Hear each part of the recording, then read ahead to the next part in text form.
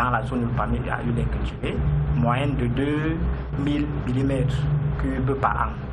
Donc, et il faudrait que cette pluviométrie soit repartie sur toute l'année. Si ce n'est pas reparti sur toute l'année, les conséquences en suivent, surtout en termes de production et de rendement. Donc, comme toutes les autres plantes, comme disait M. Cyril, c'est une plante aussi qui a besoin des conditions pour avoir son maximum de production. D'accord. Je vais toujours vous redonner, ou bien je vais aller à M. Limala. M. Limala, selon vous, est-ce qu'il existe une technique précise dans le palmier en termes de labour ou d'espacement de plants? Bien sûr, comme toute culture, si vous ne respectez pas les conditions, les pratiques culturelles, cette culture ne va pas se développer normalement. Comme pour le cas d'espèce, le palmier à huile, d'abord, il faut noter qu'on commence par la pépinière. Et la pépinière a deux étapes. On a d'abord une pré-pépinière qui fait en moyenne 3 mois. Et quand on quitte de la pré-pépinière, on va à la pépinière proprement dit, qui dure environ 8 mois. Donc ça fait environ 1 an en termes de pépinière.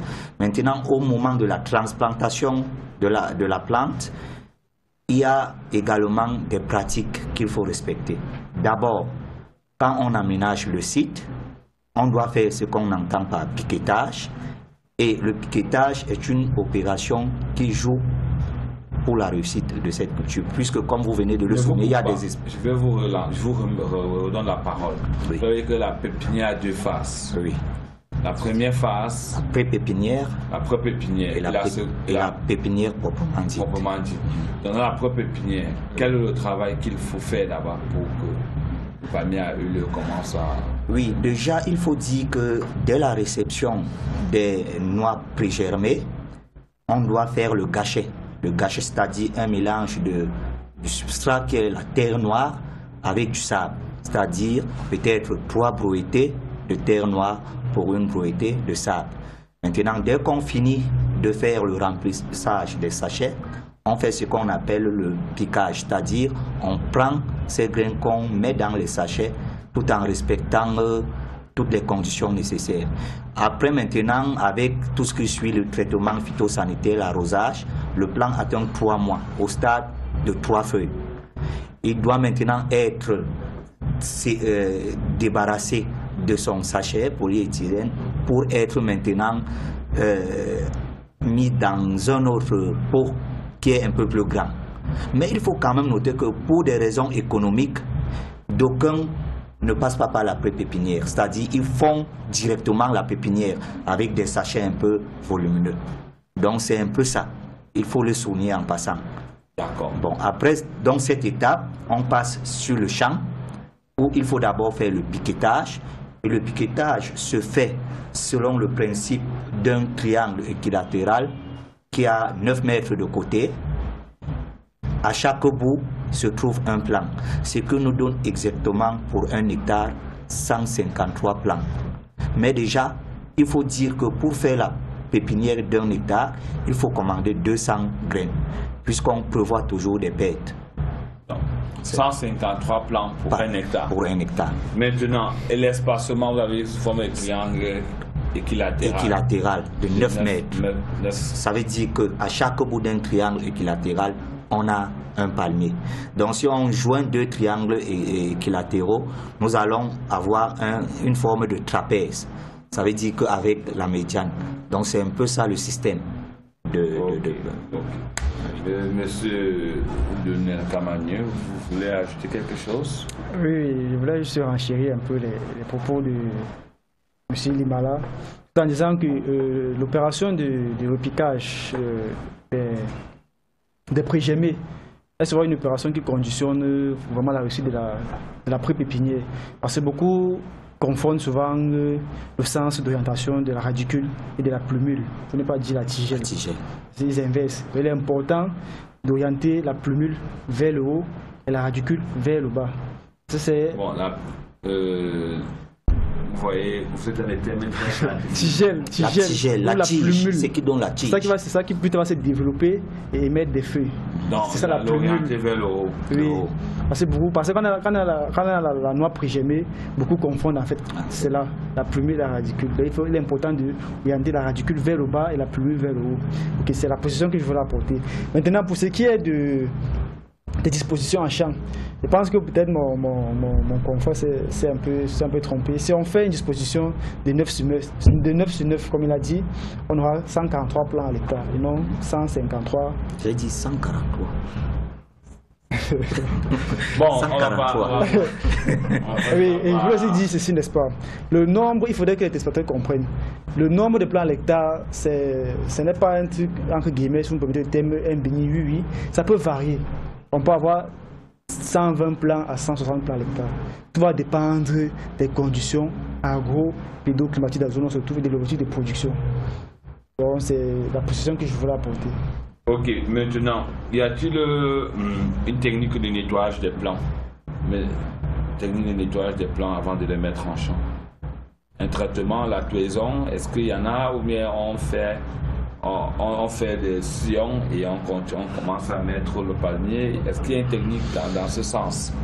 Non, en fait, pour la transplantation des plants en champ, c'est des cloisons selon le dispositif. Donc, monsieur les maladies, triangle équilatéral, de 9 sur 9, ce qui peut aussi varier. On fait des cloisons de 40 cm3 où on... 40 cm3 de profondeur, c'est-à-dire profondeur, diamètre, okay. Ouais, 40 cm3. Là, avant, bien évidemment, avant de poser son plan en trou, il serait important d'assainir le trou. Et la terre de surface doit être mise en profondeur avant de déposer le plan. Ok, monsieur Léquin, Benoît, vous avez quelque chose à dire? Bon, je vais juste ajouter, comme dirait Lionel, d'abord par rapport à la pré-pépinière, pour dire que la pré-pépinière a un objectif, c'est de sélectionner les plants. Parce que quand vous avez vos semences déjà pré-germées, c'est comme ça qu'on les appelle, ce n'est pas pour dire autant que toutes les plants qui seront issus de ces semences vont se comporter de la même façon. Voilà pourquoi il est recommandé de passer par la pré-pépinière pour permettre la sélection des plants.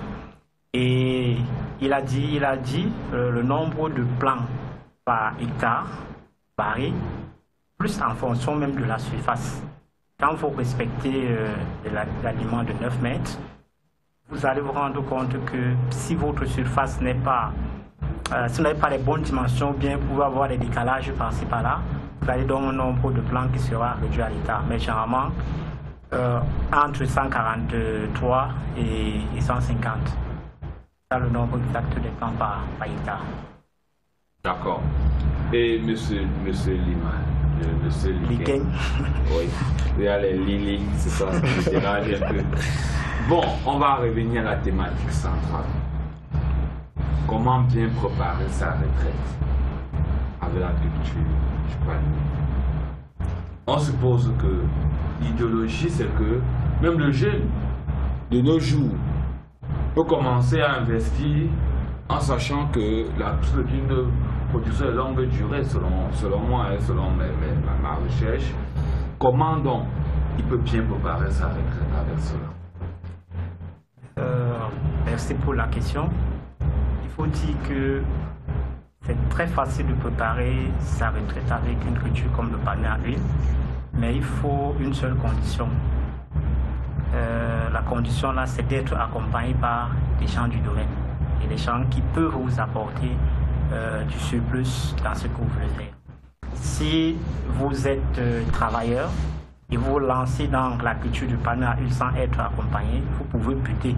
Ce qui fait que de nos jours, les gens ont tendance à négliger cette culture parce qu'ils n'ont pas les connaissances bien précises quant à cette culture.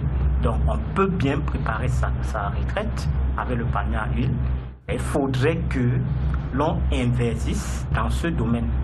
Et l'investissement, ce n'est pas se lever un matin et dire je vais faire un hectare du palmier, peut-être parce que je fais le maïs, parce que je fais l'arachide. Non, les plantes ne se ressemblent pas. Ok, monsieur Limala, pourquoi doit-on préparer sa retraite avec le palmier à huile? Oui, merci déjà pour cette question qui est pertinente. Il faut noter que le palmier à huile, comme l'a souligné mon frère au départ, est une plante pérenne. Et pourquoi préparer sa retraite avec le palmier à huile? Donc, il faut noter que le palmier à huile a cet avantage qu'il produit tout au long de l'année. C'est-à-dire qu'il n'y a pas d'interruption. Produit tout au long de l'année. Bien qu'il y ait des fluctuations, c'est-à-dire qu'il y a des moments où la quantité de production est élevée et il y a des moments où cette quantité baisse. Et maintenant, il faut donc celui qui veut aller en retraite doit connaître le cycle de vie du palmier à huile. Voilà pourquoi il a dit qu'il lui faudra un expert. Pourquoi? Parce que si déjà vous devez aller en retraite peut-être dans 30 ans et vous faites le palmier maintenant, vous n'allez pas beaucoup bénéficier parce que sa durée de vie, ça se couronne dans les 30 ans. Par contre, celui qui veut aller en retraite peut-être dans 6 ans, c'est celui-là qui doit maintenant se préparer. Pourquoi? Parce que, comme je le disais tantôt, la pépinière à elle seule prend 1 an. Maintenant, de la plantation à la production, c'est environ 3 ans pour la variété améliorée qu'on venait de conseiller. Ce qui fait que pour celui qui va donc aller en retraite dans 6 ans, il aura donc cet avantage que en moins de 6 ans, 1 an de pépinière plus 3 ans de plantation, ça fait 4 ans. Il sera à 2 ans, le palmier sera déjà en production. Dès qu'il prend sa retraite, il va trouver que une seconde activité est bien lancée. sûr, mais sachant qu'il aura besoin d'un expert, d'un technicien agricole pour le suivi. Pour qu'il Vous avez dit que pour bien préparer sa retraite, oui. Et on suppose qu'il est encore en pleine fonction, c'est-à-dire qu'il a les moyens. Oui, qu'il a encore des moyens. C'est-à-dire que Puisque le technicien peut l'accompagner en ce moment. Le tout n'est pas de planter, mais c'est surtout l'entretien et le suivi. Parce que vous pouvez faire même 10 hectares. Si vous n'avez pas un expert pour le suivi, pour des bonnes pratiques, vous allez échouer. Oh. Voilà pourquoi il est nécessaire que quand il est encore en fonction, qu'il a encore un peu de moyens, qu'il se lance dans la culture, accompagné d'un ingénieur, d'un spécialiste. Là, cette plantation... Donc si on se résume, vous avez dit que ça produit pendant 30 ans, ou bien le cycle de vie c'est 30 ans? Oui, environ. Cycle de vie ou production? Cycle de vie, c'est-à-dire quand il est déjà en production. Quand il est déjà en production. Oui. Donc 30 ans de production, plus 4 ans on peut dire d'hibernation, d'élevage, oui. Ça fait 34 ans. Donc, même celui qui a 40 ans de service, pas de service, qui a 40 ans en fonction ou en service, oui. Celui-là peut déjà lancer son champ de palmier, en sachant qu'il pourra bénéficier de ça, puisque s'il va en retraite, il a bénéficié pendant les 2 premières années. On suppose que vous avez pris l'exemple de quelqu'un qui va à 6 ans, qui a encore 6 ans avant sa retraite. Oui. Donc, on suppose que s'il va en retraite à 60 ans, oui. Comme un enseignant, oui. Par exemple, il va en retraite à 60 ans, il commence à 54 ans. Oui. 2 ans, il a bénéficié. Il a déjà bénéficié. Bon, est-ce qu'il est sûr de vivre 90 ans? C'est-à-dire, puisqu'il faudrait qu'il peut commencer aussi un peu plus tôt. Vous ne voyez pas ça? Oui, il peut commencer plus tôt, mais il faut aussi noter que plus la plantation vieillit, plus vous allez vous déployer en effort et en moyens. Parce que vous convenez avec moi que quand vous venez de mettre une plantation ou de créer une exploitation, le sol est encore fertile, bien fertile, avec tous les éléments minéraux et autres.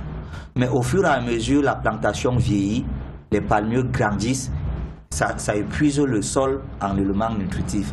Et là, vous serez obligé de mettre encore plus de moyens pour la fertilisation et pour l'entretien tel que les lagages et autres. Voilà pourquoi on préfère que la plantation soit encore à l'état jeune. Ok. Oui. Monsieur Liquin, vous avez quelque chose à ajouter? Je vais ajouter un peu ce que mon confrère venait de dire. Pour dire en fait que le palmier à huile produit selon les phases. Il ne faudrait pas que la retraite vous trouve à la dernière phase. est la phase de décroissance de la production, qui va varier de plus de 25. Maintenant, si vous lancez dans la production quand vous êtes encore en service, c'est-à-dire quand vous êtes encore actif, ça va vous permettre d'abord de réduire le coût de l'investissement. Parce que déjà à la retraite, il faut juste récolter. Et le palmier à huile, le retour sur investissement, c'est à partir de 8 ans. Là, vous pouvez déjà voir le fruit. Mais si vous investissez, si vous mettez dans la culture du palmier à huile à la retraite, vous pouvez vous fatiguer en route. Parce que les 3 premières années, là, c'est le travail. Il faut entretenir les plantations, il faut défricher, il faut faire ceci. Mais si vous faites ça bien avant, les étapes là vont trouver que vous êtes encore en activité. Et par conséquent, à partir de 8 ans, il n'y a plus trop de dépenses sur le palmier à huile. Si vous connaissez bien la gestion de cette spéculation, il n'y a plus de dépenses. Donc c'est ce que je voulais ajouter en fait. Ok, je vais donner la parole à Lionel Camagneux pour s'exprimer à cette question. Pourquoi peut-on, ou bien dit-on qu'on doit préparer sa retraite avec le palmier à huile? Et après cela, nous allons prendre notre arrêt. Alors, je pense que mes confrères ici ont vraiment déjà assez épilogué à ce sujet. Mais juste que ce qui n'est pas apporté comme précision, c'est qu'il est important de préparer sa retraite avec la culture de palmier à huile. Mais je serais peut-être que davantage de le dire. Déjà, pour cela, il faut des moyens. Nous ne l'aurons pas. Non seulement les moyens ne suffisent pas, parce que pour avoir assez de moyens, et si vous n'avez pas l'expertise, si vous n'avez pas les personnes, ressources pour cela, vous allez vous buter. Vous avez dit que celui qui commence à 60 ans, est-ce qu'il est sûr de vivre longtemps? Vous pouvez commencer même à 40 ans, qu'est-ce qui vous rassure? Rien ne vous rassure. Je vais dire qu'il est important de couvrir ces risques, de se lancer, de dire ok voilà on va lancer. Et puis je veux dire, comme vous dites quoi, on vous dit que si vous commencez tôt ou tard, il y a une garantie que vous allez vivre jusqu'à cela. Mais il est important de mettre sur pied sa plantation pour une retraite assurée, paisible, tranquille, sans maux de tête. D'accord. Avec le concours de la régie technique, nous allons prendre notre premier arrêt et nous revenons pour la lecture des SMS et la suite du débat.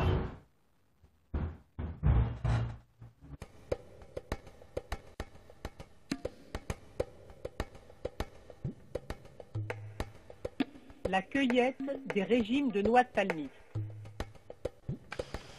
Comme tous les petits producteurs locaux qui ne peuvent payer les services d'un grimpeur professionnel, M. Ambroise Fouetième grimpe lui-même pour cueillir les régimes de palmiste.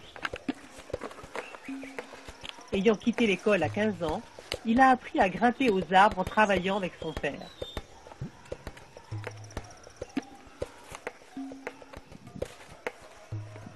Pour pouvoir grimper, Ambroise confectionne un cerceau avec des lianes de palmier.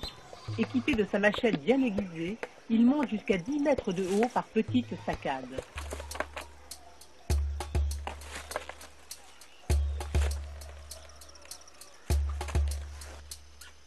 Arrivé à la couronne du palmier, Ambroise coupe les palmes en dessous des régimes mûrs pour pouvoir atteindre la tige qui tient le régime et la sectionner. Après 2 tours de coupe et pour sa sécurité, il va changer de cerceau.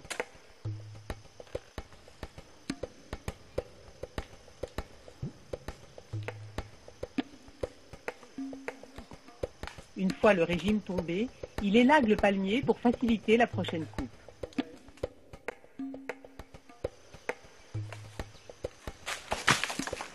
Après la coupe, Ambroise ramène les régimes dans sa concession où ils seront laissés à terre pendant plusieurs jours pour faciliter les grappages. Lorsque les régimes sont bien mûrs, ils sont frappés avec le revers de la machette pour séparer les noix.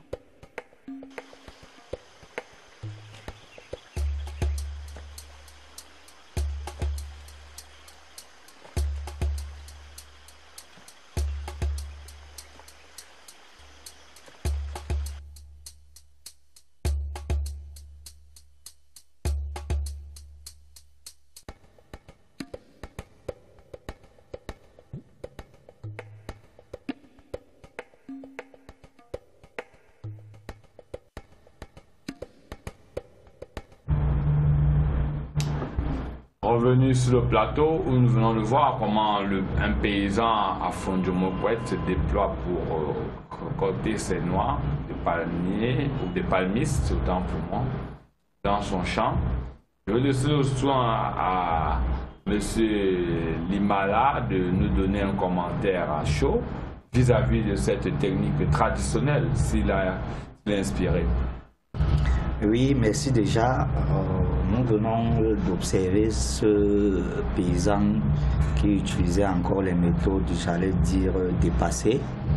Puisque là, à l'époque, on n'avait pas un certain nombre d'outils pour la récolte des fruits du palmier.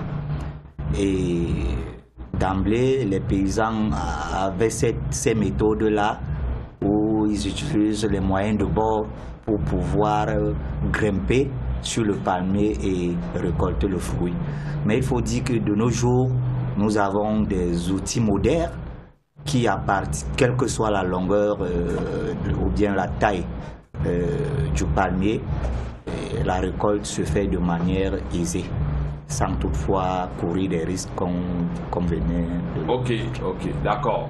Bonjour mon poète, monsieur Ikeng, vous savez où ça se trouve?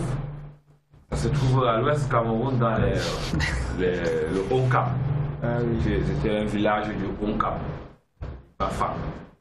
Donc, votre avis pour se compter, hein? Et ça compte. Oui. Il faut dire que là, à ce niveau, il faut d'abord apprécier le courage de ses grands-parents qui utilisaient encore cette technique. Et il faut dire que certains ont perdu leur vie. Quand vous avez la corde, au lieu de couper le régime, ils arrivaient parfois à couper la corde et se retrouver au sol. Voilà pourquoi on a dit tout à l'heure que le palmier pouvait s'étendre sur 30 ans pour permettre à tout un chacun d'utiliser des fossiles en fait.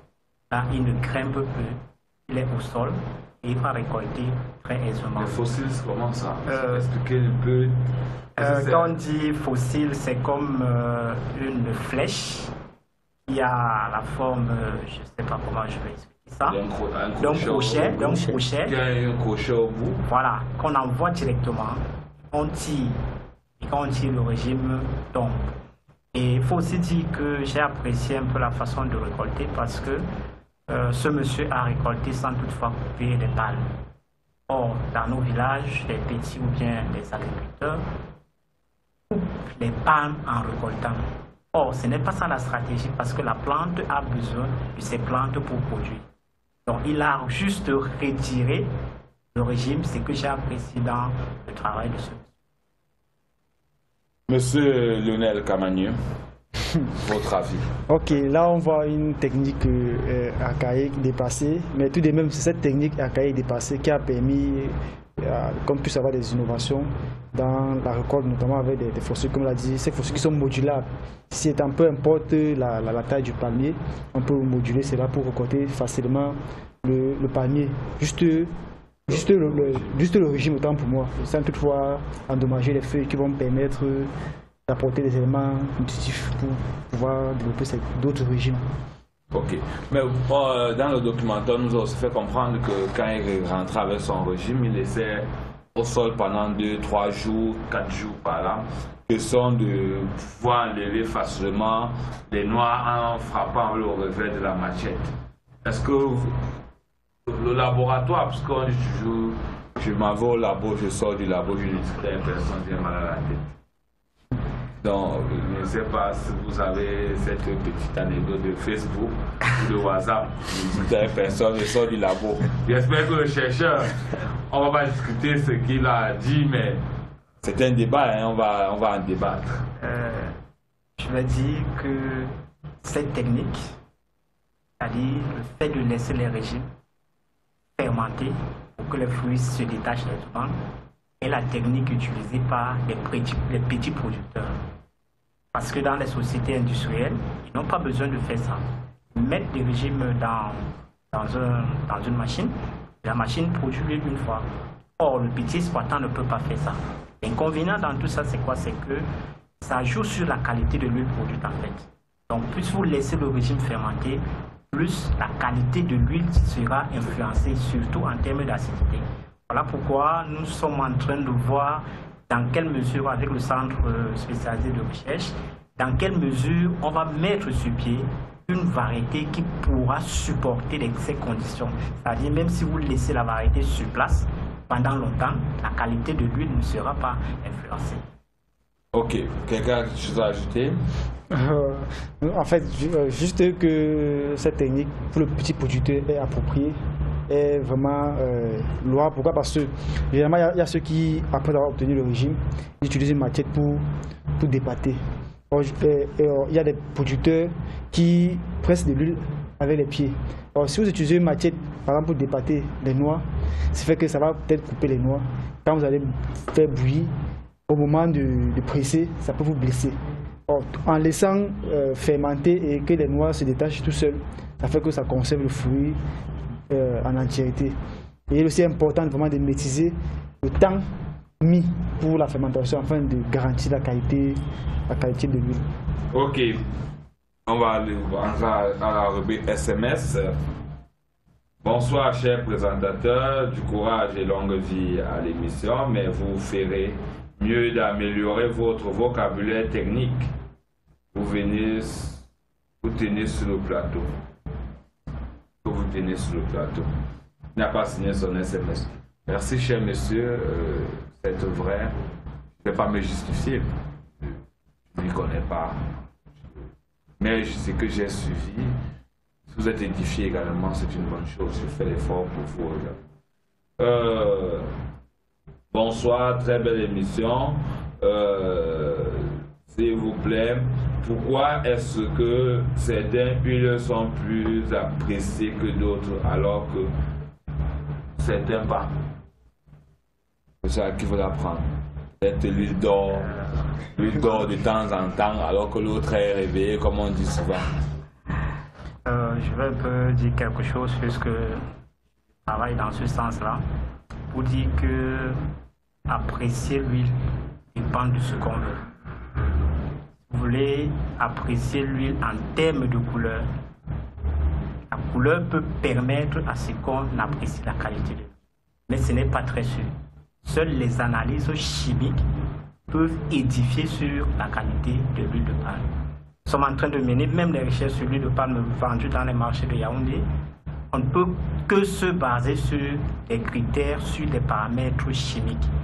Donc c'est ça en fait la qualité de l'huile. Et il faut dire que pour le téléspectateur, pour la qualité de l'huile, on se base généralement sur deux choses, principalement son acidité et sa teneur en énergie. Donc quand il apprécie la qualité, il faut qu'il nous dise dans quel sens. Et quel type d'huile? Il y a des huiles de palme rouge, il y a des huiles de palme raffinées. L'huile de palme raffinée, en fait, c'est une huile qui provient de l'huile de palme rouge, mais qui a ses inconvénients. Parce qu'en raffinant l'huile de palme, ça permet à l'huile de palme de perdre ses caroténoïdes, qui sont largement utilisés pour les problèmes de vision. Ok, vous avez quelque chose à ajouter? Oui, je pense que vulgairement, quand les gens veulent apprécier l'huile de palme, c'est généralement par rapport à cette phase liquide qui est moins, qui pèse moins. Parce que généralement, les utilisateurs veulent une huile qui est moins dense. Par contre, vous allez trouver une huile qui a deux phases. Une phase qui est au-dessus et une autre qui est en dessous.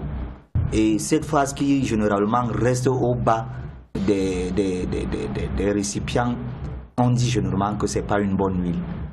Voilà pourquoi ils se basent sur ces